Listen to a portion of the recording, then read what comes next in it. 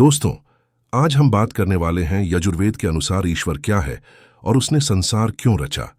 आज हम समझेंगे कि यजुर्वेद में ईश्वर का असली स्वरूप क्या बताया गया है और उसके पीछे क्या उद्देश्य था।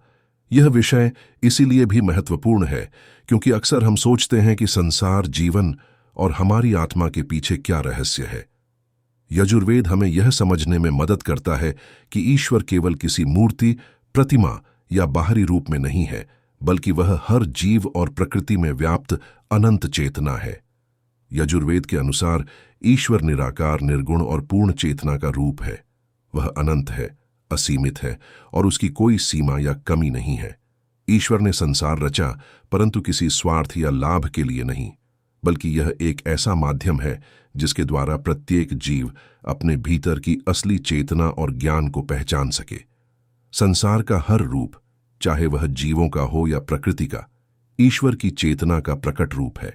अब हम विस्तार से समझेंगे कि यजुर्वेद के अनुसार जीव और ईश्वर का संबंध क्या है, संसार का उद्देश्य क्या है और किस प्रकार ईश्वर का अनुभव किया जा सकता है। ईश्वर एक ऐसा तत्व है जिसे समझना मनुष्यों के लिए शब्दों की सीमा से परे है।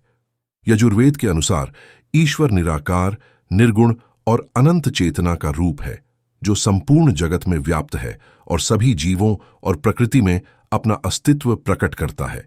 ईश्वर किसी भी रूप, मूर्ति या दृश्य आकृति का अभाव है। उसका स्वरूप अकल्पनीय, अनंत और अखंड है। वह पूर्ण है, अपने अस्तित्व में संपूर्ण है और उसके पास कोई कमी नहीं, कोई अपेक्षा नहीं और कोई स्वार्थ नहीं है। यजुर्वेद के मंत्रों में बार बार यह स्पष्ट किया गया है कि ईश्वर के लिए सृष्टि या जीवों को किसी प्रकार का लाभ या भोग प्राप्त करना आवश्यक नहीं था। वह अपने आनंद और अपनी चेतना के अनुभव के लिए ही सृष्टि में प्रकट हुआ। संसार का अस्तित्व ईश्वर के आनंद से प्रकट हुआ और इस प्रकट सृष्टि का उद्देश्य जीवों को उनकी असली चेतना का ज्ञान प्रदान करना है। यजुर्वेद के अनुसार जीव भी ईश्वर का ही अंग है और उसके अनुभव और कर्मों के माध्यम से ही अपने असली रूप को पहचान सकता है। संसार एक पाठशाला है जहां जीवों को जीवन के अनुभव और कर्मों के द्वारा सीखने का अवसर दिया गया है। हर अनुभव, हर सुख और दुख, हर घटना ईश्वर के मार्गदर्शन में है, जो जीवों को अपने अस्तित्व और अपनी मूल चेतना से अवगत कराता है। यजुर्वेद के मंत्रों में यह भी स्पष्ट किया गया है कि ईश्वर मूर्ति, प्रतिमा या दृश्य रूप से परे है। वह अंतर्दृष्टि और शुद्ध चित्त के माध्यम से अनुभव किया जा सकता है।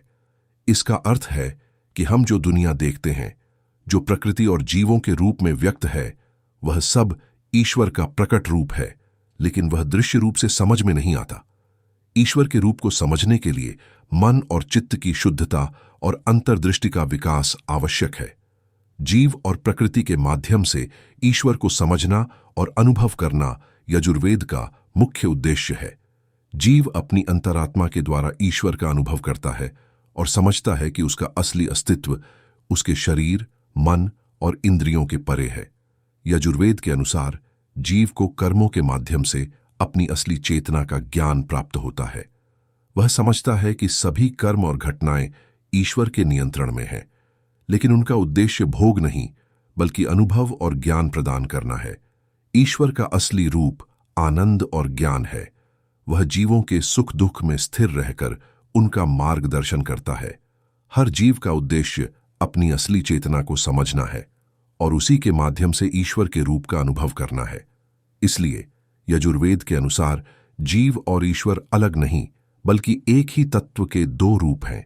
जीव अनुभव करता है और ईश्वर अनुभव का मार्गदर्शन करता है।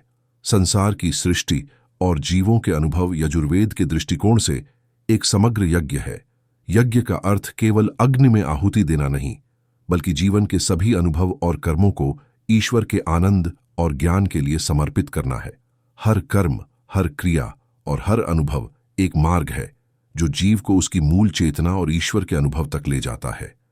यजुर्वेद के अनुसार ईश्वर ने सृष्टि को अपने आनंद और चेतना के अनुभव के लिए बनाया और जीवों को अपने कर्मों के माध्यम से उसी आनंद और ज्ञान तक पहुंचने का अवसर दिया।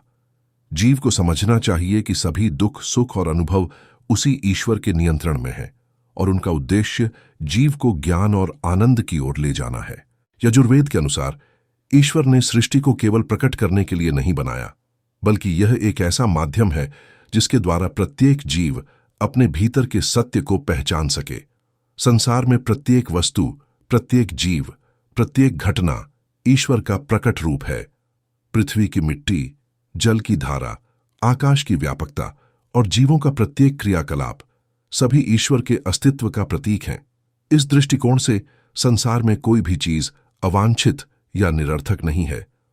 प्रत्येक घटना, चाहे सुखद हो या दुखद, जीव के ज्ञान और अनुभव के विकास के लिए नियोजित है।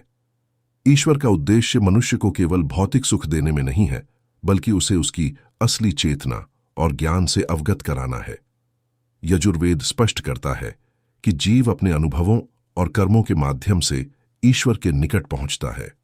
हर कर्म, चाहे वह दैहिक, मानसिक या आध्यात्मिक हो, एक अवसर है जो जीव को उसके आत्मिक विकास की ओर ले जाता है।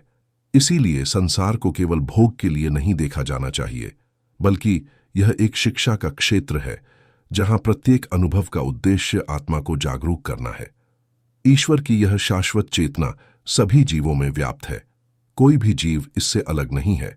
यजुर्वेद में बार बार यह संकेत मिलता है कि ईश्वर का अनुभव बाहरी साधनों से नहीं, बल्कि आंतरिक दृष्टि और शुद्ध चित्त के माध्यम से किया जा सकता है। जब जीव अपनी अंतरात्मा को शुद्ध करता है, अपने मन को नियंत्रित करता है और अपनी इंद्रियों के वश में नहीं आता, तभी वह ईश्वर का वास्तविक स्वरूप देख और समझ सकता है। सृष्टि की रचना में ईश्वर का एक और महत्वपूर्ण उद्देश्य यह भी है कि जीव अपने अनुभवों के माध्यम से सीख सके। सुख और दुख, मिलन और वियोग, समृद्धि और अभाव, ये सभी अनुभव जीव को यह समझाने के लिए हैं कि असली सत्ता केवल बाहरी नहीं, बल्कि उसकी आंतरिक चेतना में है। यजुर्वेद इसे स्पष्ट करता है कि संसार का प्रत्येक अनुभव जीव को उसकी आत्मिक चेतना और ईश्वर के निकट ले जाने का साधन है। ईश्वर का स्वरूप केवल शाश्वत आनंद और ज्ञान है। वह न तो किसी भौतिक वस्तु का अधीन है, न किसी भावना का। उसकी संपूर्णता में कोई कमी नहीं, कोई कमी या इच्छा नहीं है। यही कारण है कि उसने संसार रचा, पर स्वयं किसी लाभ के लिए नहीं, बल्कि जीवों को उनके अनुभव और कर्मों के माध्यम से अपनी असली चेतना का अनुभव करने का अवसर देने के लिए। यह सृष्टि और प्रत्येक जीव ईश्वर की अनंत चेतना का प्रतीक है। ईश्वर की इस अनंत चेतना का अनुभव करना प्रत्येक जीव का प्रमुख उद्देश्य है। यजुर्वेद में यह स्पष्ट किया गया है कि जो जीव इस वास्तविकता को समझ लेता है, वह संसार के मोह, भय और अज्ञान से मुक्त हो जाता है। वह जान जाता है कि उसका असली स्वरूप ईश्वर के समान है। यही ज्ञान और अनुभव सच्चा आनंद है, जो यजुर्वेद में जीवन का अंतिम लक्ष्य बताया गया है। सृष्टि का हर रूप, चाहे वह स्थूल हो या सूक्ष्म, जीव और प्रकृति का हर स्वरूप ईश्वर की चेतना का प्रकट रूप है। यजुर्वेद के अनुसार यह समझना आवश्यक है कि किसी भी वस्तु, किसी भी जीव या किसी भी घटना को हल्के में नहीं लेना चाहिए। प्रत्येक कर्म, प्रत्येक अनुभव और प्रत्येक परिस्थिति जीव के आध्यात्मिक विकास और उसके ज्ञान की ओर ले जाने वाली साधना है। यजुर्वेद यह भी बताता है कि ईश्वर और जीव अलग नहीं है। जीव अपनी चेतना के माध्यम से ईश्वर के साथ एकाकार होता है। संसार के सभी जीवों में ईश्वर का अंश व्याप्त है। यही कारण है कि यजुर्वेद में बार बार यह कहा गया है कि ईश्वर का अनुभव किसी बाहरी साधन या पूजा के माध्यम से नहीं, बल्कि आत्मा की शुद्धता, अंतर्दृष्टि और सही कर्मों के माध्यम से किया जाता है। इस प्रकार यजुर्वेद के अनुसार ईश्वर एक ऐसा तत्व है जो अनंत है, अनिर्वचनीय है और समस्त जगत में व्याप्त है। उसने संसार और जीवों की रचना इसलिए की ताकि प्रत्येक जीव अपने अनुभवों, कर्मों और आंतरिक चेतना के माध्यम से अपने असली स्वरूप को जान सके। यह संसार केवल भौतिक भोग के लिए नहीं है, बल्कि आत्मा को उसकी चेतना और ईश्वर के अनुभव की ओर ले जाने वाला एक पथ है।